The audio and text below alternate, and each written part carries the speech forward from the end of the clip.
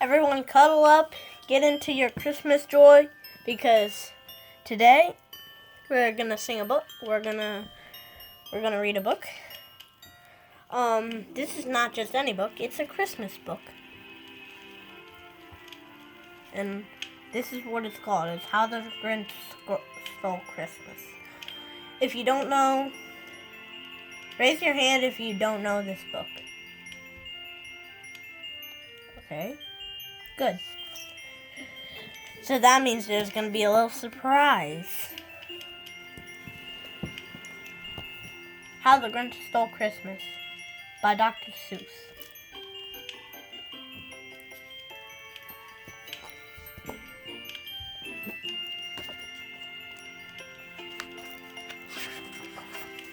How the Grinch Stole Christmas.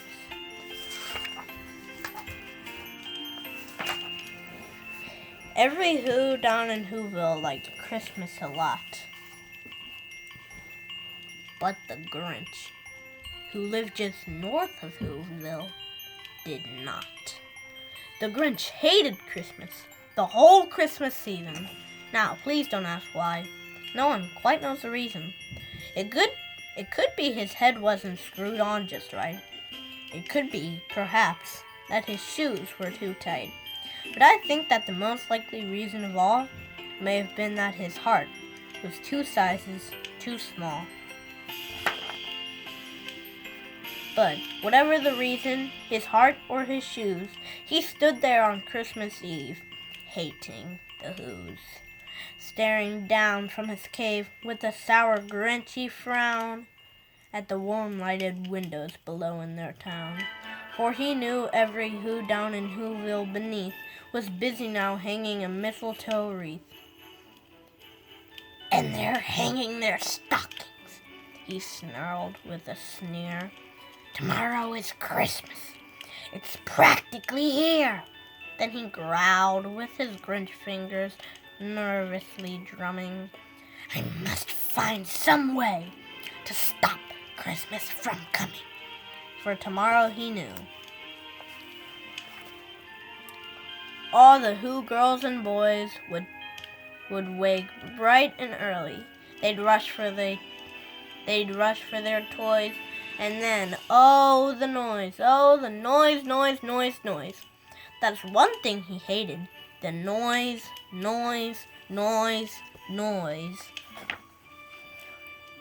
Then the Whos, young and old, would sit down to a feast, and they'd feast, and they'd feast, and they'd feast. They would feast on Who pudding and rare Who roast beast, which was something the Grinch couldn't stand in the least. And then they'd do something he liked least of all. Every Who down in Whoville, the tall and the small, would stand close together with Christmas bells ringing. They'd stand hand in hand, and the Whos would start singing. And they'd sing, and they'd sing, and they'd sing. And the more the Grinch thought of this Who Christmas sing, the more the Grinch thought, I must stop this whole thing. Why, for 53 years, I've put up with it now. I must stop this Christmas from coming. But how? Then he got an idea. An awful idea. The Grinch got a wonderful, awful idea. What do you think his idea is going to be, guys? Let's find out. I know just what to do. The Grinch laughed in his throat, and he made a quick Santa Claus hat and a coat. And he chuckled and clucked. What a great Grinchy trick. With this coat and this hat, I look just like Saint Nick. All I need is a reindeer. The Grinch looked around, but since reindeer are scarce, there were none to be found. Did that stop the old Grinch? No. The Grinch simply said, if I can't find a reindeer, I'll make one instead. So he called his dog Max. Then he took some red thread and he tied a big horn on the top of his head. Then he loaded some bags and some old empty sacks on the ramshackle sleigh, and he hitched up old Max. Then the Grinch said, "Giddy up!" And the sleigh started down towards the homes where the Who's lay a snooze in their town.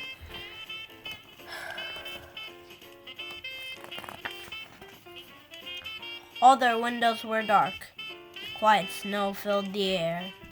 All the Who's were all dreaming sweet dreams without care. When he came to the first little house on the square, "This is stop number 1, the old Grinchy Claus hissed, and he climbed to the roof, empty bags in his fist.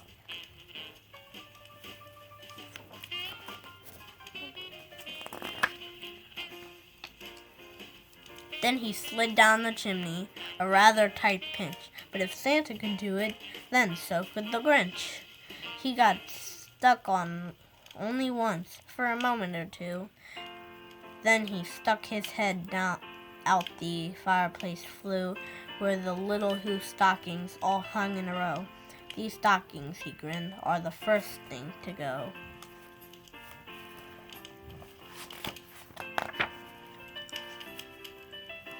Then he slithered and slunk with a smile most unpleasant around the whole room, and he took every present.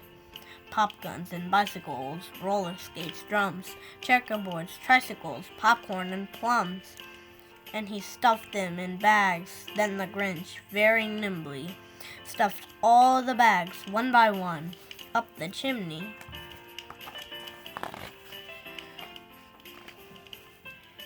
Then he slunk to the ice box. He took the Who's feast. He took the Who pudding. He took the roast beast. He cleaned out the icebox as quick as a flash. Why, that Grinch even took their last can of Who hash.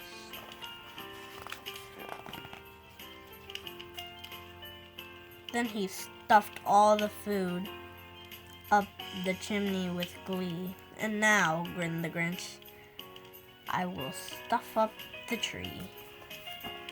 Oh no.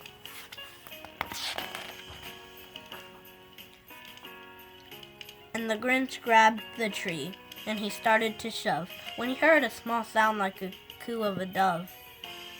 He turned around fast, and he saw a small Who, Cindy Lou who was not more than 2.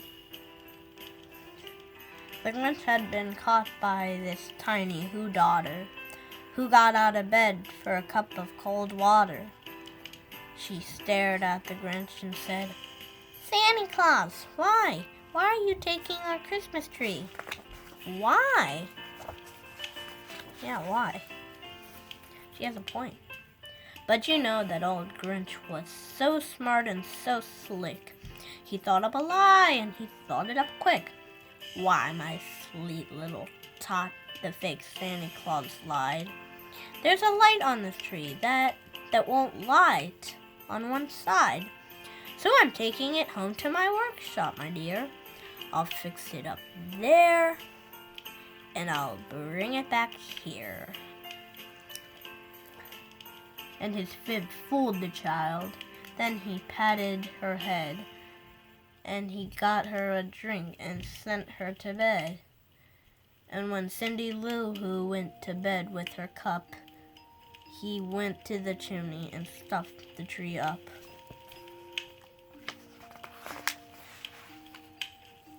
Then the last thing he took was the log for their fire. Then he went up the chimney himself, the old liar.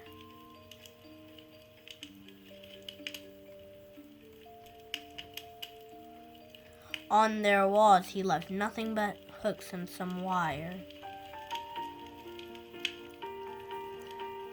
Then the one speck of food that he left in the house was a crumb that was even too small for a mouse.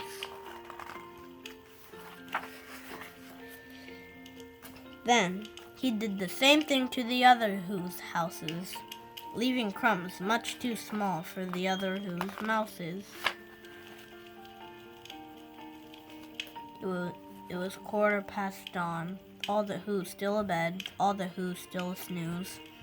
When he packed up his sled, packed it up with their presents, the ribbons, the wrappings, the tags, and the tinsel, the trimmings, the trappings. 3,000 feet up the side of Mount Crumpet, he rode with his load to the tip-top to dump it. Pooh-pooh to the Who's. He was Grinchiously humming. They're finding out now that no Christmas is coming. They're just waking up. I know just what they'll do.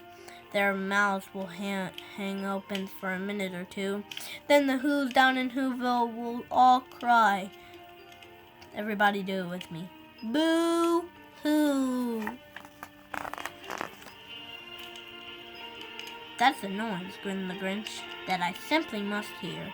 So he paused, and the Grinch put his hand to his ear, and he did hear a sound rising over the snow. It started in low, then it started to grow. But this sound wasn't sad. Why this sound sounded merry. It couldn't be so. But it was merry, very. He started down at Whoville. The Grinch popped his eyes, then he shook. What he saw was a shocking surprise. Every Who down in Whoville, the tall and the small, was singing without any presents at all. He hadn't stopped Christmas from coming. It came. Somehow or other, it came just the same. And the Grinch, with his Grinch feet ice cold in the snow, stood puzzling and puzzling. How could it be so? It came without ribbons. It came without tacks. It came without packages, boxes, or bags. And he puzzled 3 hours till his puzzler was sore. Then the Grinch thought of something he hadn't before. Maybe Christmas, he thought, doesn't come from a store. Maybe Christmas, perhaps, means a little bit more. And what happened then? Well, in Whoville they say that the Grinch's small heart grew 3 sizes that day. And the minute his heart didn't feel quite so tight, he whistled with his load through the bright morning light. And he brought back the toys, he brought back the food for the feast, and he himself, the Grinch, carved the roast beast. The end. So guys, I really hope you enjoyed that book, and especially I hope you enjoyed this video. You know, Christmas is coming up, so that's why I decided to do this. So yeah. I hope you enjoyed that, and have an ultra Christmas. Bye, guys.